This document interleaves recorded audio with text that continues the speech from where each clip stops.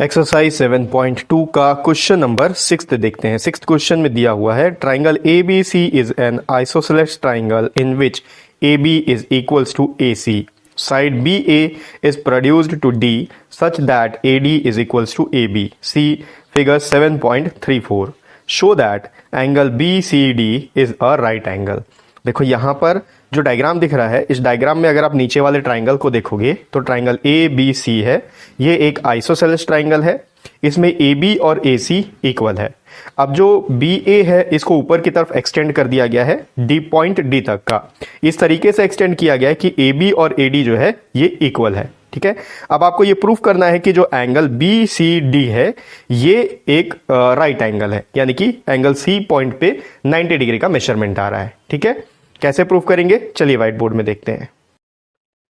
देखो ये जो ट्राइंगल है, ठीक है, आप बड़े वाले ट्राइंगल को अगर देखोगे तो BCD ये ट्राइंगल है और छोटा वाला ट्राइंगल जो है, दो ट्राइंगल है, तो इसमें से जो ABC है इसके बारे में कुछ इंफॉर्मेशन दिया है क्वेश्चन में। क्या बोला है कि AB जो है वो AC के इक्वल है। अपने पास गिवन में है कि AB और AC आपस में इक्वल है। इसके बाद आपको क्वेश्चन में बोला कि ये जो BA है इसको ऊपर की तरफ एक्सटेंड किया गया है पॉइंट D तक। किस तरीके से एक्सटेंड किया है कि AB और AD जो है ये आपस में इक्वल है। तो क्वेश्चन में ये भी मिल गया, AB जो है वो AD के इक्वल है। अब देखो AB AC के भी इक्वल है और AB AD के भी इक्वल है। इसका मतलब ये तीनों जो लाइन है, लाइन सेगमेंट है, ये आपस में इक्वल है। ठीक है, अब आपको ये प्रूफ करना है कि ये जो एंगल C है BCD ये 90 डिग्री का है।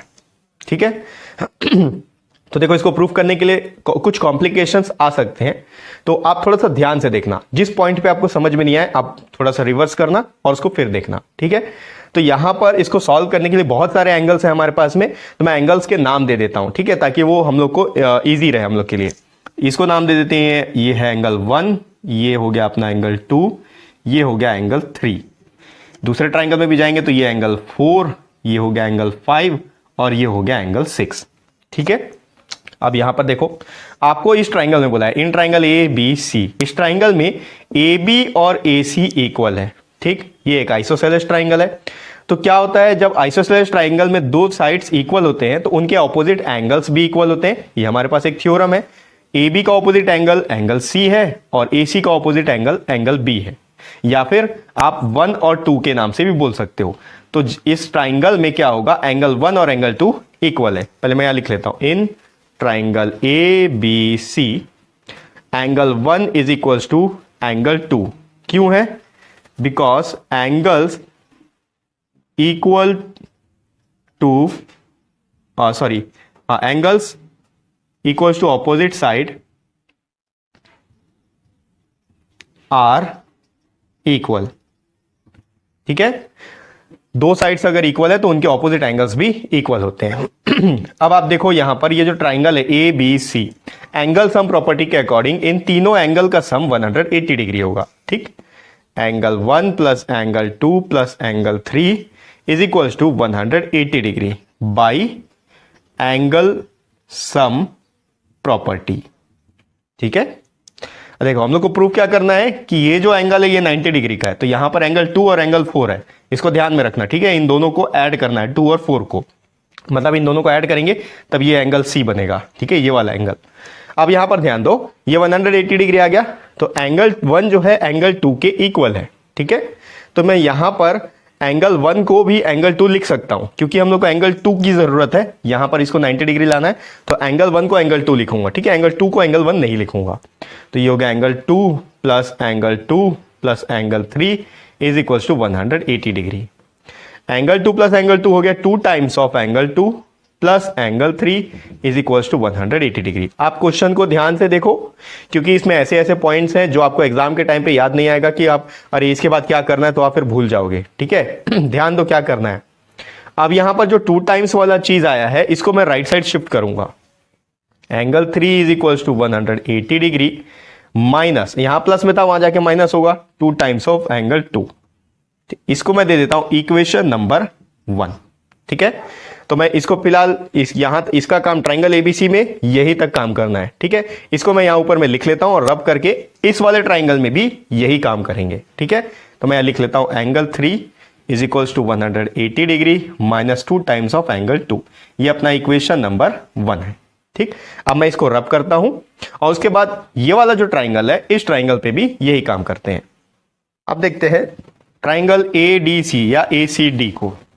इन ट्राइंगल ADC, इस ट्राइंगल में अब देखो, क्योंकि हम लोग के पास क्वेश्चन में गिवन है कि AB AC के इक्वल है, AB AC के इक्वल है और AB AD के भी इक्वल है, इसका मतलब AC भी AD के इक्वल होगा। ठीक है, तो अब देखो यहां पर इस ट्राइंगल में AC और AD आपस में इक्वल है, तो अगर AD और AC आपस में इक्वल है तो इनके ऑपोजिट एंगल्स भी इक्वल होंगे।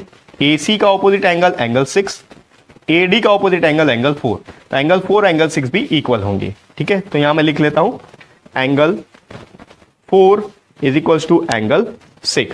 ठीक है, रीजन आपसे लिखोगे angles opposite to equal sides are equal. ठीक है, अब देखो यहां पर भी जब ये ट्राइंगल है तो किसी भी ट्राइंगल के तीनों एंगल का सम 180 डिग्री होता है, तो एंगल 4 प्लस 5 प्लस 6 कितना हो गया 180 degree. Angle 4 plus angle 5 plus angle 6 ये हो गया 180 degree by angle sum property. ठीक है, अब यहां पर देखो 4 और 6 इक्वल है, ये 4 और ये 6, ये और ये दोनों इक्वल है, तो मैं 6 को भी 4 लिख सकता हूं या 4 को भी 6 लिख सकता हूं। तो मेरे को जरूरत किस चीज की है, एंगल 4 की जरूरत है, क्योंकि यहां पर मेरे को इस एंगल को प्रूव करना है कि ये 90 डिग्री है। ठीक है, तो मैं क्या करूंगा 6 को भी 4 लिख लूंगा। ठीक है, तो यहां पर होगा angle 4 plus angle 4 plus angle 5 is equal to 180 degree. Angle 5 as it is है, 6 को मैं 4 लिख लिया हूं, तो क्या हो गया 2 times of angle 4 plus angle 5 is equal to 180 degree. अब मैं क्या करूंगा, ये जो 2 टाइम्स वाला है इसको राइट साइड शिफ्ट करूंगा। देखो इक्वेशन फर्स्ट में भी जो 2 टाइम्स वाला चीज था उसको मैंने राइट साइड शिफ्ट किया था। ठीक है, तो यहां आ जाएगा angle 5 is equal to 180 degree, इसको राइट साइड भेजेंगे तो -2 टाइम्स ऑफ एंगल 4। ये हो गया इक्वेशन नंबर 2।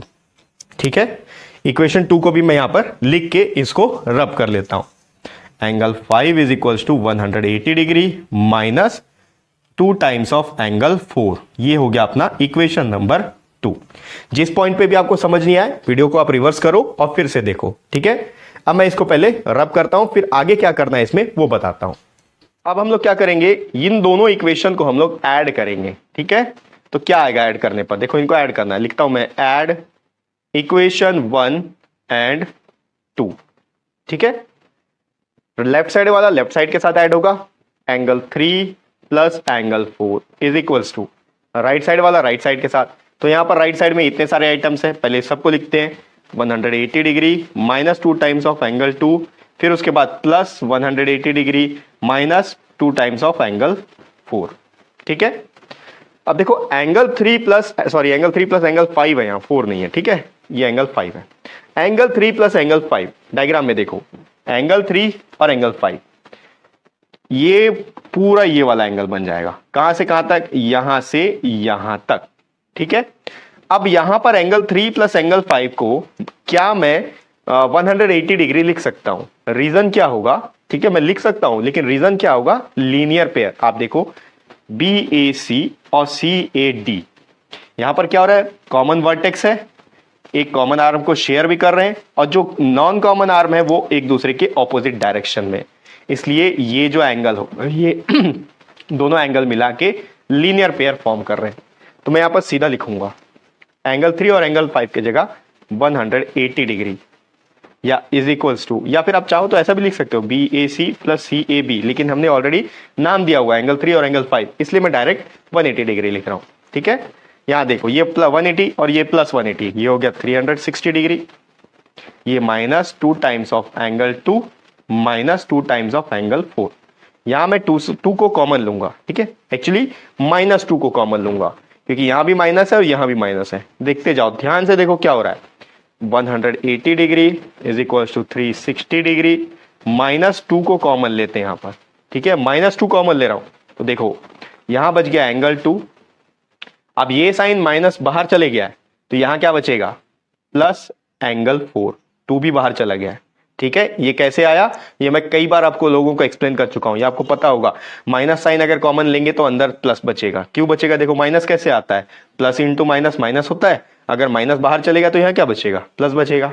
ठीक है, अब देखो एंगल 2 प्लस एंगल 4 क्या है, 2 प्लस 4 ये वाला एंगल बन जाएगा, यानी कि एंगल BCD बन जाएगा। ठीक है, अब ये 360 को भी मैं लेफ्ट साइड लेके आ सकता हूं, तो एक काम करते हैं, इस 360 को या तो लेफ्ट साइड ले आओ या फिर 180 को इधर और इसको इधर। देखो थोड़ा कंफ्यूजन हो सकता है, इसलिए एक एक करके करते हैं। 360 को इधर लाते हैं, 180 डिग्री, यहां प्लस में तो यहाँ minus 360 degree is equal to, यहां क्या बचा, -2 times of angle 2 plus angle 4। ये देखो एंगल 2 यहां तक और एंगल 4 यहां से यहां तक, तो ये कंप्लीट एंगल बन गया, यानी कि BCD, 2 times of angle BCD। ठीक है, 180 माइनस 360 तो उल्टा सब्ट्रैक्शन होगा। ठीक है, 360 में से 180 गया तो 180 ही बचेगा, लेकिन साइन माइनस का, क्योंकि 360 बड़ा है तो minus sign is equal to -2 times of angle BCD। अब यहां भी माइनस है, यहां भी माइनस है, यहां भी सिंगल टर्म है, यहां भी सिंगल टर्म है, तो ये माइनस माइनस कैंसल हो गया, यानी कि प्लस बन गया। अब क्या होगा, ये BCD है, ये 2 के साथ मल्टीप्लाई हो रहा है, 2 को इधर भेजूंगा तो डिवाइड हो जाएगा, 180 divided by 2 is equal to angle BCD। 2 1 जा 2, 2 9 जा 18, 2 0 जा 0, तो angle BCD is equal to 90 degree.